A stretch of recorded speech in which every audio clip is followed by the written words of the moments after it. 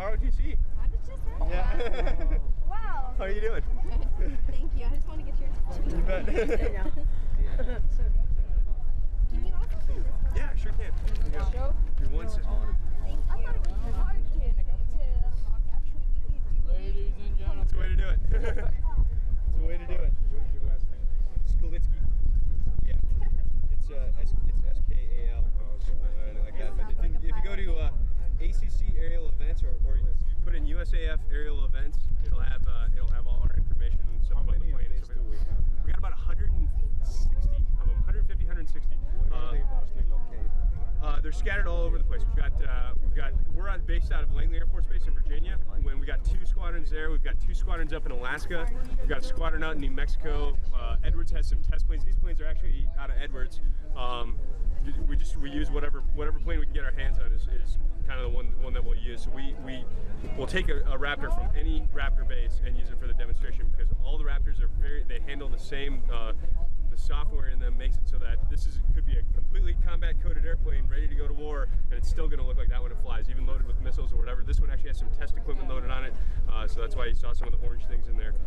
But fully loaded, it's all going to look exactly the same. So Everything's internal, is that correct, sir? yep, we carry all the weapons internally, and that's part of that gives us the stealth and super cruise, the ability to cruise supersonic, and we get that from that sleek profile that we've got with the airplane. So Where's the flying Sign range? up for my dad, please. you bet. What's his name? T. John? J-O-H-N or J-O-N? Thank you. Wait, how many miles can it fly without Yeah. refueling? Hey buddy, do you mind if I take my family and just take Yeah, no problem. If you guys you with him? Yeah, You mind taking him? Yeah, yep. Mr. Skalicky. Yeah. I was wondering why can't There you go. You bet. F-22 Raptor be seen Sign that over to radar? Samuel? Because it's a stealth plane, which means basically it hides from enemy radar and whatever they're using to try and find us. It hides from that. So you bet. So it won't be seen. Like So the B-2? I'll come right back. No, Yeah, like the B-2, exactly. Or the... Careful with that. I'll get to it.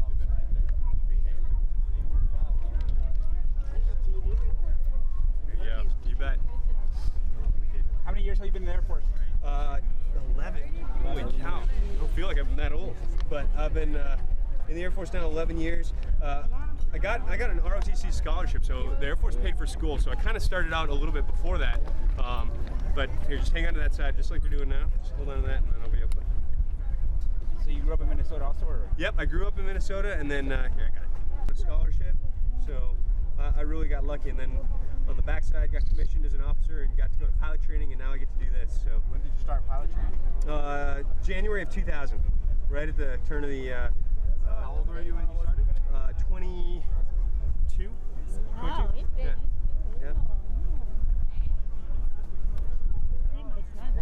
Yeah. All right. For about 5 years or so, and I was down at Tyndall Air Force Base in Florida. I was instructing on the F-15, and then the F-22 kind of was coming online then, and they picked a couple of us to go ahead and cross train over, and it was a pretty intense training program of simulators, academics, and then flight to get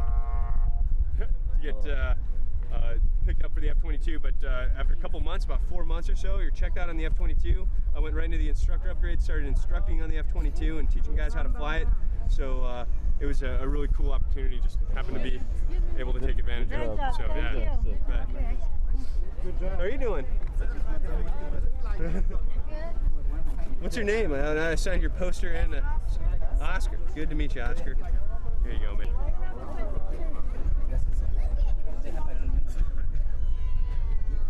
There you go. You bet. Hey, Lucas. Lucas. All right. It says Lucas. I was reading all about you in the newspaper. Oh yeah. You're an amazing guy.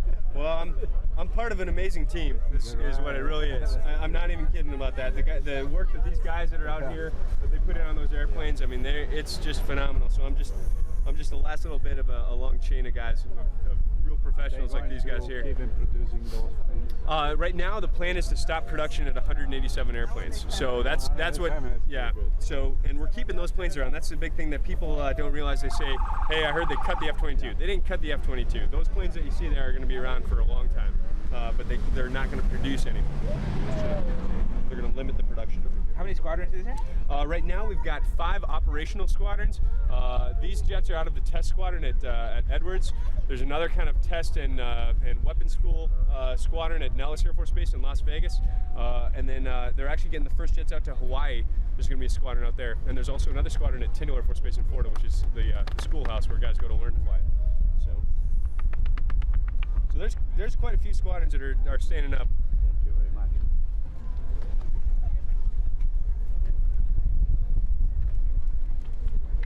Is this for you?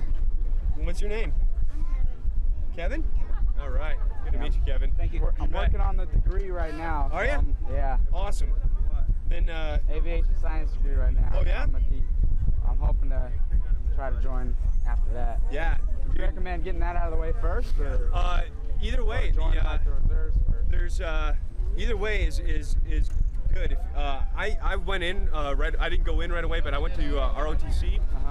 So that's actually how I got the money for school, because I didn't have the money for school. So the Air Force gave me the money for college, and then on the backside I was commissioned as an officer. There's a bunch of different ways to do it. A lot of these guys, like Gap and Roy over there, they joined the military first, they enlisted, and then they're going through getting their degree as while they're in.